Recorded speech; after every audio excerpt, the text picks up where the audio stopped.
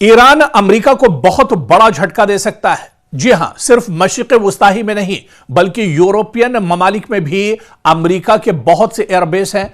पूरे यूरोपियन ममालिक की अगर बात की जाए, यूरोपियन ममालिक से मुतालिक मेरा कहने का मतलब यह है कि जो खासतौर से नेटो ममालिक हैं, इन नेटो ममालिक में भी अमेरिका के एयरबेस कायम है। नेटो ममालिक में भी अमेरिका के लाखों सैनिक जो हैं वो एक तरह से तैनात हैं और इन लाखों सैनिकों पर एक तरह से खतरा मंडरा रहा है। आप कहेंगे कि आखिर यूरोप के जो ममालिक हैं, इनमें अमेरिका के फौजी किस तरह से खतरे में हैं? दरअसल इसी को हम समझने की कोशिश करेंगे। तकरीबन 40 से 50 हजार जो अमेरिकी फौजी हैं, उनकी जान एक तरह से खतरे में बनी हुई है।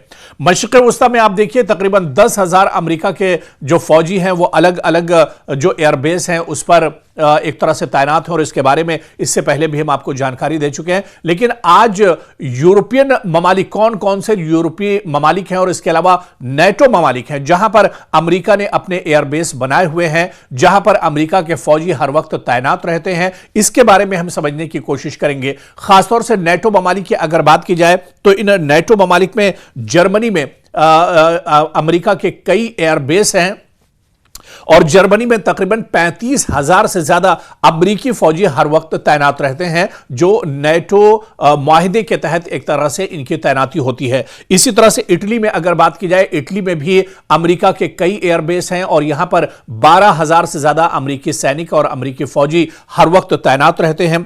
इसी तरह से बर्तानिया की बात की जाए, इंग्लैंड की बात की जाए तो बर्तानिया में भी 10,000 से ज्यादा अमेरिकी फौजी हर वक्त तैनात रहते हैं और इसके अलावा बर्तानिया में भी अमेरिका का एयरबेस मौजूद है।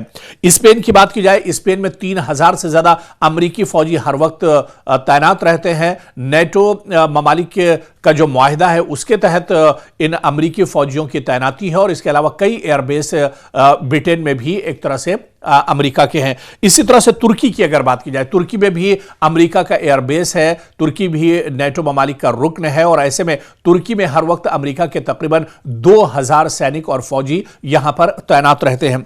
इसी तरह से बेल्जियम की अगर बात की जाए तो बेल्जियम में भी 1,000 से ज्यादा अमेरिका के जवान हर वक्त तैनात रहते हैं और बेल्जियम में भी अमेरिका का एयरबेस है।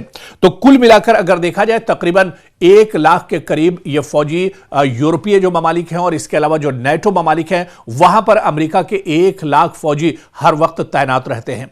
और माहिरीन का यह मानना है कि अगर ईरान और अमेरिका के दरमियान जंग छिड़ती है तो ये 1 लाख जो अमेरिकी फौजी हैं ये कहीं ना कहीं एक तरह से खतरे में आ सकते हैं और इन पर जो ईरान से नजदीकी ममालिक है इन्हें ईरान एक तरह से टारगेट कर सकता है। ईरान के जो मिसाइल हैं इन करीबी मुल्कों को एक तरह से टारगेट कर सकते हैं। यह खासतौर से यह कहा जाए कि नेटो के जो ममालिक हैं उन्हें ईरान एक तरह से टारगेट कर सकता है। दरअसल ईरान के निशाने पर यह मुल्क नहीं है, यहां पर जो अमेरिका के एयरबेस हैं वो टारगेट पर ईरान के रहेंगे। अमेरिका के जो सिक्योरिटी फोर्सेस के जवान हैं वो एक तरह से ईरान के टारगेट पर रहेंगे। तो इस तरह से नेटो ममालिक में जहां जहां पर अमेरिका के फौजी तैनात हैं, अमेरिका के जवान तैनात हैं, उन्हें एक तरह से अमेरिका का खतरा उन पर एक तरह से बना हुआ है। और अगर आने वाले दिनों में ईरान और अमेरिका के दरमियान जंग होती है तो सबसे बड़ा खतरा और जो पहला खतरा होगा वो मशरिक़ वुस्ता में जो अमेरिकी फौजी है उन पर सबसे बड़ा खतरा है। इजराइल में जो अमेरिकी फौजी हैं उन्हें बड़ा खतरा है और इसके अलावा यूरोपीय ममालिक और नेटो ममालिक में जो अमेरिका के जवान, अमेरिका के एयरबेस हैं उन पर एक तरह से बड़ा खतरा मंडरा रहा है।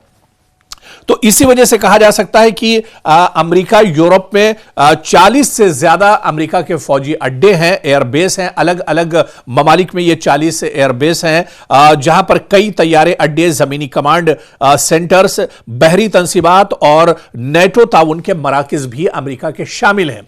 तो अमेरिका दरअसल दिखने में सुपर पावर तो जरूर है लेकिन पूरी दुनिया में भी उसके किसी न किसी हवाले से वो एक तरह से उसकी मौजूदगी जरूर है। और अगर ईरान के साथ अमेरिका की जंग छिड़ती है तो पूरे यूरोप में पूरे जो नेटो ममालिक हैं और खासतौर से वो ममालिक जो ईरान की सरहद से एक तरह से मिले हुए हैं वहां पर अमेरिका को काफी ज्यादा नुकसान उठाना पड़ सकता है। और शायद यही वजह है कि अमेरिका बहुत फूंक फूंक कर कदम रख रहा है। अमेरिका अमेरिका बातचीत के रास्ते से ही दरअसल इस मसले को हल करना चाह रहा है। पिछले दिनों बिन्यामिन नेतन्याहू और डोनाल्ड ट्रंप की जो बातचीत हुई थी उसमें भी दरअसल यही तय हुआ। अमेरिका ने यही कहा कि बातचीत के जरिए मसला हल करेंगे। हालांकि अरब ममालिक सालसी कर रहे हैं। अरब ममालिक में ईरान और अमेरिका के दरमियान बातचीत का दौर चल रहा है। दूसरे दौर की बातचीत आने वाले दिनों में शुरू हो सकती है और यह कहा जा सकता है कि किसी बड़े यूरोपीय मुल्क में भी ईरान और अमेरिका के दरमियान सालसी करने के लिए बातचीत का दौर शुरू हो सकता है। बातचीत से बात बनी तो बेहतर है, लेकिन अगर बातचीत से बात नहीं बनी और नौबत जंग की आई तो आप इतना मानकर जरूर चलिए कि जिन यूरोपीय ममालिक की हम बात कर रहे थे या जिन नेटो ममालिक की हम बात कर रहे थे, इन नेटो ममालिक में अमेरिका के जो सिक्योरिटी फोर्सेस के जवान हैं, अमेरिका के जो एयरबेस हैं या अमेरिका के दूसरे जो कमांड सेंटर्स हैं, इन पर दरअसल खतरा मंडरा रहा है।